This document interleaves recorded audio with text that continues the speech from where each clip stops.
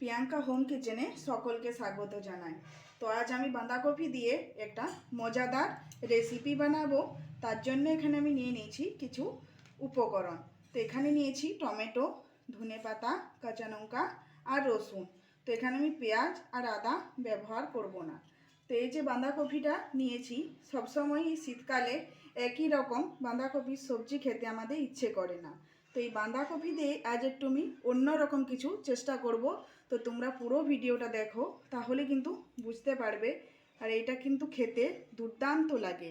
তো চলো আমি রেসিপিটা শুরু করে দিই। তো এই যে দেখো, এবার বাঁধাকপির একটি একটি পাতা আমি খুব ভালো করে সাবধানের সাথে ছাড়িয়ে নেব। এরকমভাবে খুলে নিতে হবে। তো এটা একটু সাবধানে করতে হবে। তো এই যে দেখতে পাচ্ছ, তো পাতাগুলো এইভাবে একটু ধীরে ধীরে খুলে নেব। এই যে দেখো, অনেকগুলো আমি এখানে খুলে নিয়েছি। তো এইভাবে আমি পাতাগুলো সবই খুলে নেব। তো এই যে দেখো, আমি এখানে বাঁধাকপির পাতাগুলো খুলে নিয়েছি। এবারে আমি এগুলো ভালো করে ধুয়ে পরিষ্কার করে নেব। তো এখানে আমি নিয়ে নেব 5 চামচ বেসন, গোলমরিচের গুঁড়ো, 1 চুটকি খাবার সোডা, ধনে গুঁড়ো, জিরে গুঁড়ো, লঙ্কা গুঁড়ো, হলুদ গুঁড়ো, স্বাদ অনুযায়ী নুন। ভালো করে মিশিয়ে নেব। অল্প অল্প জল দিয়ে এটা গুলে নেব।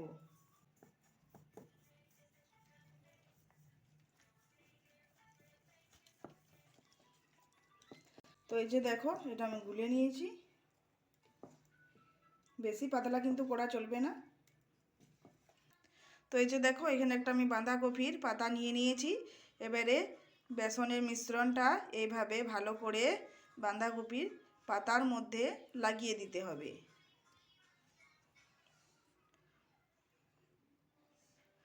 তারপরে এইভাবে মুড়ে নিতে হবে।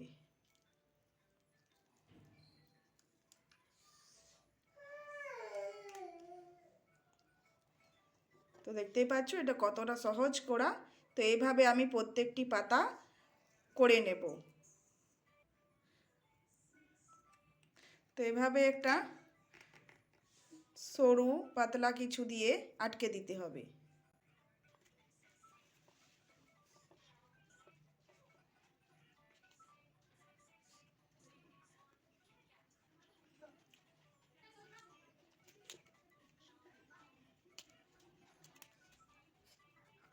তো বাঁধাকপির যে সিডটা রয়েছে পাতাটাতে, এটা কিন্তু এভাবে কেটে ফেলে দিতে পারো, তাহলে এটা মুড়ার সময় সুবিধা হবে।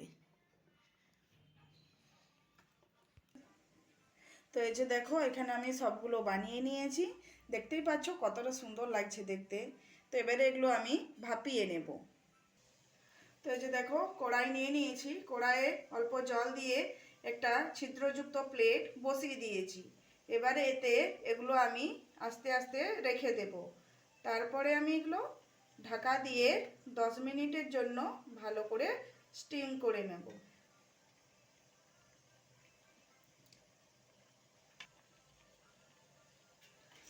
তো এবারে এটা আমি ঢাকা দিয়ে দেব। তো এখানে আমি ধনেপাতাটা কেটে নিচ্ছি। তো এবারে মিক্সির জারে ধনেপাতা দিয়ে দেব।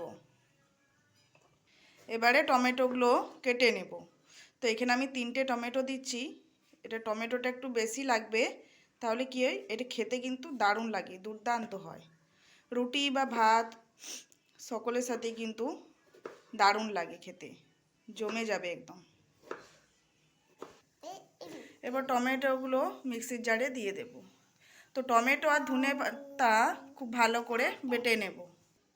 তো এখানে রসুন আর কাঁচা লঙ্কা খুব ভালো করে থেতো করে নেব।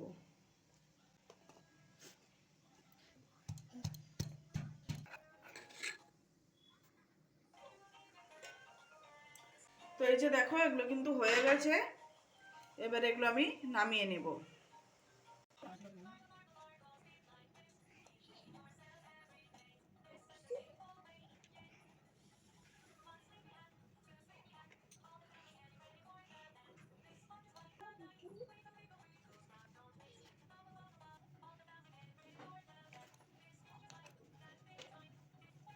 তো এই যে দেখো এগুলো সব আমি বার করে নিয়েছি।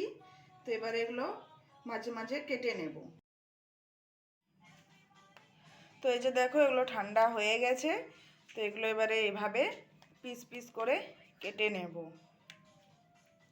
তো দেখতে পাচ্ছ খুবই সুন্দর এগুলো সিদ্ধ হয়ে গেছে।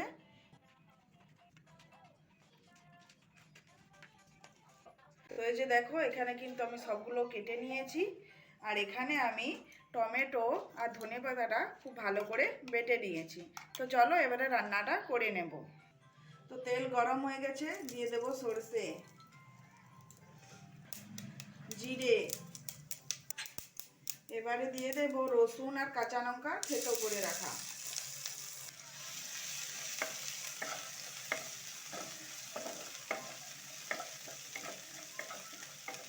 তো রসুনের কাঁচা গন্ধটা চলে গেছে। এবার এখানে দিয়ে দেব বেটে রাখা টমেটো। তো টমেটোটা ভালো করে আমি কষিয়ে নিয়েছি। এবারে এখানে আমি দিয়ে দেব ধনে গুঁড়ে, জিরা গুঁড়া,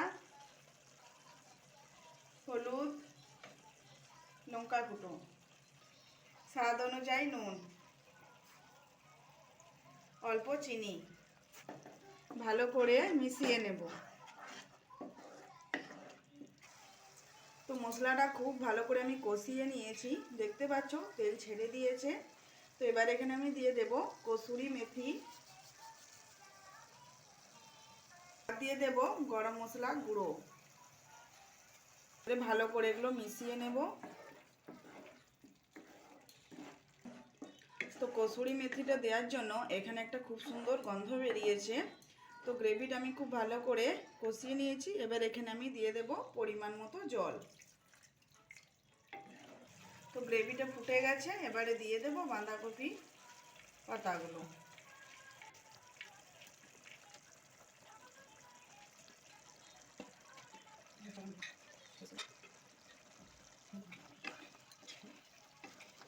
তো আমি যেভাবে আজ বাঁধাকপিটা বানালাম, এভাবে অবশ্যই একবার বাড়িতে বানিয়ে দেখবে। মাছ মাংসের স্বাদও কিন্তু হার মানিয়ে দেবে। এইভাবে যদি একবার বানিয়ে পরিবারের লোকজনকে খাওয়ানো যায়, তারা কিন্তু রোজ রোজ তোমার এখানে বায়না করবে। তো এবারে এটা আমি 5 মিনিটের জন্য ঢাকা দিয়ে রেখে দেব, একদম আঁচটা কম করে। তো এখানে আমি 2 চামচ দই নিয়েছি, তাতে অল্প জল দিয়ে একটু পাতলা করে গুলে নিচ্ছি। এবার এখানে দিয়ে দেব অল্প লঙ্কা গুঁড়ো। তো এটা একটু ভালো করে মিশিয়ে নেব এর সাথে। তো এবারে এটার মধ্যে আমি দিয়ে দেব।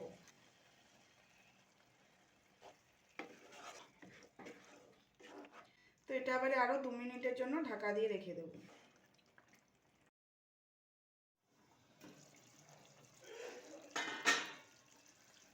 তো দেখতে পাচ্ছ কত সুন্দর একটা কালার চলে এসেছে। তো এটা একটা খুব সুন্দর গন্ধও বেরিয়েছে। তো আজকের এই রান্নাটা কিন্তু আমার হয়ে গেছে। তো এবার এটা আমি নামিয়ে গরম গরম রুটির সাথে পরিবেশন করব। তো এটা একটা কিন্তু লোভনীয় রেসিপি। তো আজকের এই রেসিপিটা তোমাদের কেমন লাগলো তো অবশ্যই কমেন্ট করে জানাবে। আর যদি ভালো লেগে থাকে আমার চ্যানেলটা সাবস্ক্রাইব করে দেবে নিত্য নতুন রেসিপি পাওয়ার জন্য। তো ভালো থেকো, সুস্থ থেকো। আবার আসছি একটা নতুন রেসিপি নিয়ে।